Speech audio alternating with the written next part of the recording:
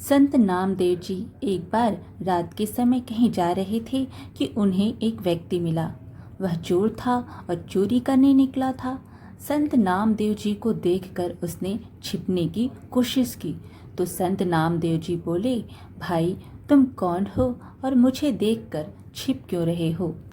उस चोर ने संत नामदेव जी को पहचान कर उन्हें प्रणाम किया और बोला, महाराज मैं चोर हूँ और चोरी करने जा रहा हूँ।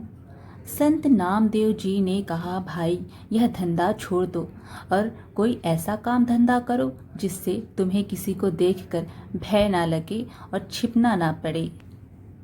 चोर ने कहा, महाराज मेरे पिता भी यही काम करते थे और मैं भी केवल यही काम जानता हूँ। इसके अतिरिक्त दूसरा कोई काम मैं जानता नहीं।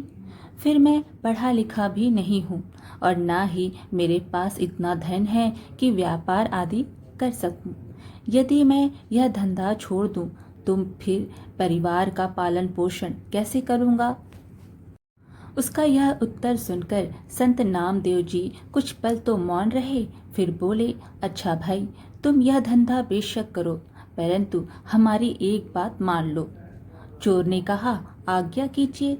संत नामदेव जी ने कहा, पहले वादा करो कि तुम हमारी बात मानोगे। चोर के वादा करने पर संत नामदेव जी बोले, आज से तुम किसी भी परिस्थिति में झूठ मत बोलना, सदा सच बोलना, तुम्हारा कल्याण होगा। यह कहकर संत नामदेव जी तो अपने रास्ते चल दिए। इधर चोर सोचने लगा कि झूठ नहीं बोलूंगा तो काम कैसे चलेगा, पर अब तो संत नामदेव जी से वादा किया है, अतः कुछ भी हो जाए अपना वादा नहीं तोड़ूंगा। यह सोचकर चोर भी चोरी के इरादे से एक ओर चल दिया। कुछ दूर जाने पर उसे एक और व्यक्ति नजर आया। वह वास्तव में वहां का राजा था, जो भेष बदलकर नगर का भ्रमण कर रहा था। उसने भी चोर को देख लिया। राजा ने उस चोर से धीरे से पूछा, तुम कौन हो और इस समय कहाँ जा रहे हो। चोर मन ही मन विचार करने लगा कि झूठ तो मैंने बोलना नहीं है, इसलिए सच सच बता देता हूँ, जो होगा देखा जाएगा। मन में यह विचार कर उसने उत्तर दिया, मैं चोर हूँ और चोरी करने के इरादे से घर से निकला हूँ। राजा चकित हुआ कि यह कैसा चोर है जो स्वयं ही बता रहा है कि मैं चोर हूँ। उसने आश्चर्य प्रकट करते हुए कहा, क्यों हंसी करते हो, तुम अवश्य ही कोई सैनिक अथवा गुप्तचर मालूम होते हो।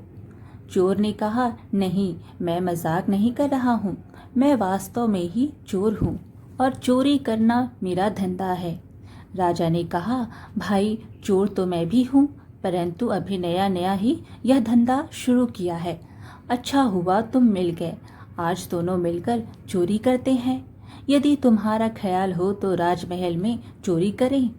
चोर बोला, पागल हो गए हो, राजमहल में कैसे घुसेंगे। राजा ने कहा, घबराओ नहीं, मेरी बात ध्यान से सुनो। मैं पहले राजमहल में नौकर था परंतु राजा ने किसी बात पर रुष्ट होकर मुझे नौकरी से निकाल दिया। चूंकि राजा ने मुझे निकाला था इसलिए दूसरा कोई मुझे नौकरी देने को तैयार नहीं हुआ, इसलिए मैंने यह धंधा अपनाया। मुझे राजमहल के एक एक गुप्त द्वार का पता है, चलो आज राजमहल में भाग्य आजमाते हैं। यह कहकर राजा उस चोर को साथ लेकर राजमहल के पिछवाड़े जा पहुंचा और गुप्त मार्ग का द्वार खोलते हुए बोला, तुम पुराने चोर हो, अंधेरे में देखने का तुम्हें अभ्यास है, इसलिए तुम अंदर जाकर माल बटोर लाओ, मैं यहीं पहरा देता हूँ। चोर ने कहा, इतने बड़े महल में मुझे कैसे मालूम होगा कि माल कहाँ रखा है। राजा ने उसे खजाने का रास्ता और वहां तक पहुंचने की सब युक्ति समझा दी।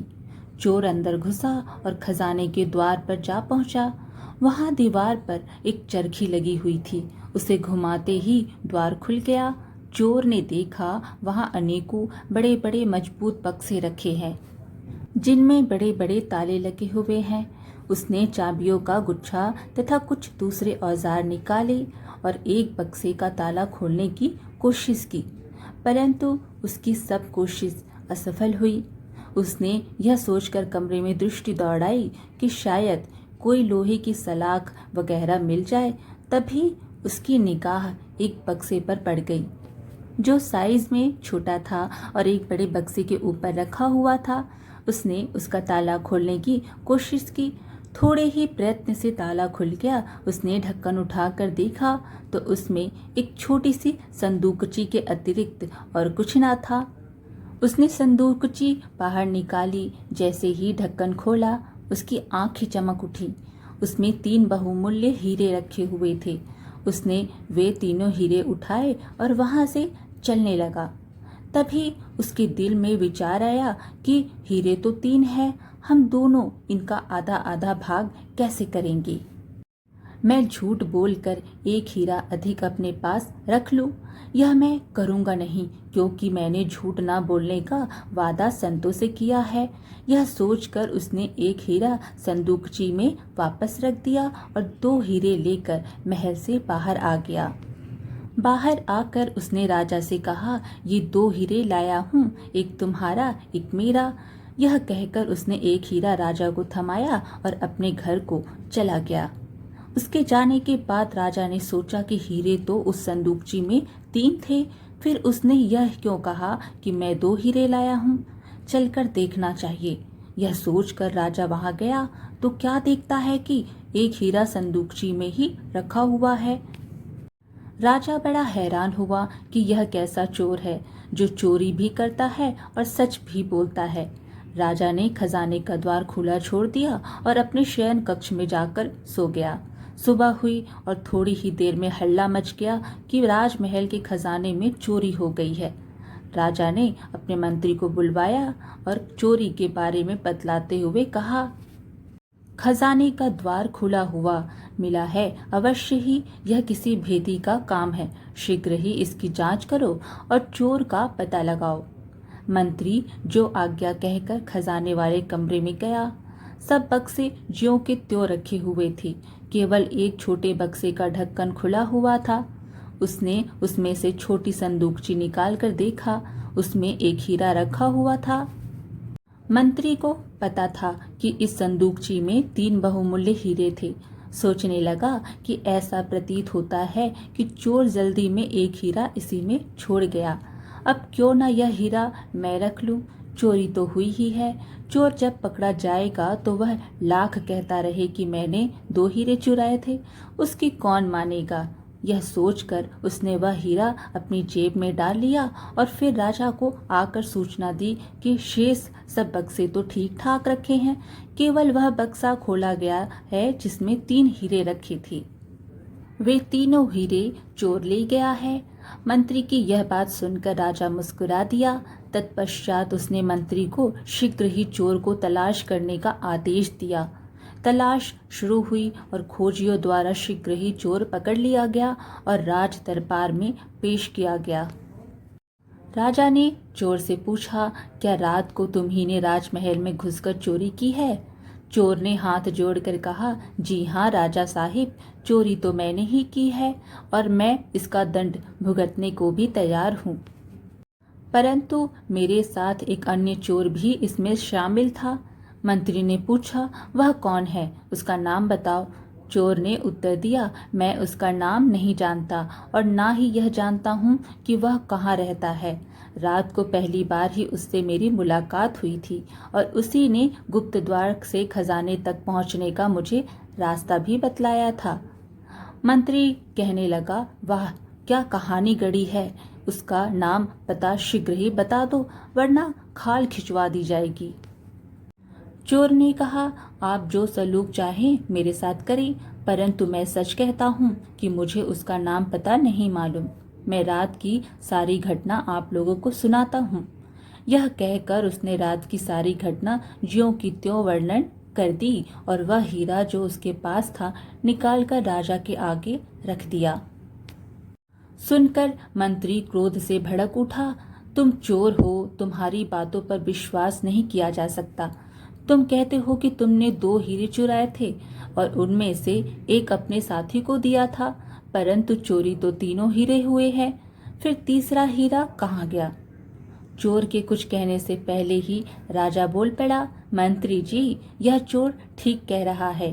हीरे 2 ही चोरी हुए थे और इसने उनमें से एक हीरा अपने साथी को दिया था और एक स्वयं रखा था, और इसका सबूत यह है कि रात को इसका साथी मैं ही था।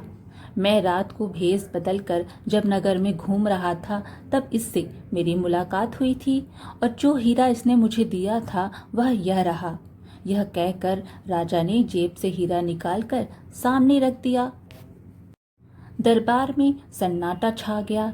राजा कुछ देर मौन रहा, फिर बोला, जब यह मेरा हिस्सा मुझे देकर चला गया तो मैंने खजाने में आकर इसकी जांच की कि यह झूठ बोल गया है कि सच, और मुझे वहां पहुंचकर और यह देखकर बड़ी हैरानी हुई कि तीसरा हीरा संदूकची में ही था। मंत्री जी, वह हीरा आप अपनी जेब से निकालिए। राजा के यह कहते ही सबकी नजरें मंत्री की ओर घूम गई, जो अब भय के मारे थर थर कांप रहा था। राजा के आदेश से हीरा उसके पास से बरामद कर लिया गया और चोरी के अपराध में उसे कारागार में डाल दिया गया। तत्पश्चात राजा ने चोर से कहा, तुम चोरी भी करते हो और फिर सच भी बोलते हो, उसका क्या रहस्य है?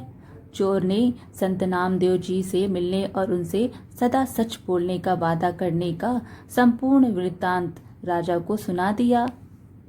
राजा ने कहा, मैं तुमसे बहुत प्रसन्न हूँ और तुम्हें अपना मंत्री बनाना चाहता हूँ। चोर ने कहा, राजा साहिब, यह आपकी मेहरबानी है, परंतु जिनका वचन मानने से ही आज मुझे आप मंत्री पद देने को तैयार हो गए हैं, मैं तो अब उनकी ही शरण में रहूंगा और उनके वचनानुसार चलकर अपने जीवन का कल्याण करूंगा। ऐसा मैंने निश्चय कर लिया है। तत्पश्चात यह संत नामदेव जी की शरण में गया और उनकी संगति में सेवा और सुमिरन करके उसने परम पद की प्राप्ति की। आज की कथा यहीं समाप्त हुई।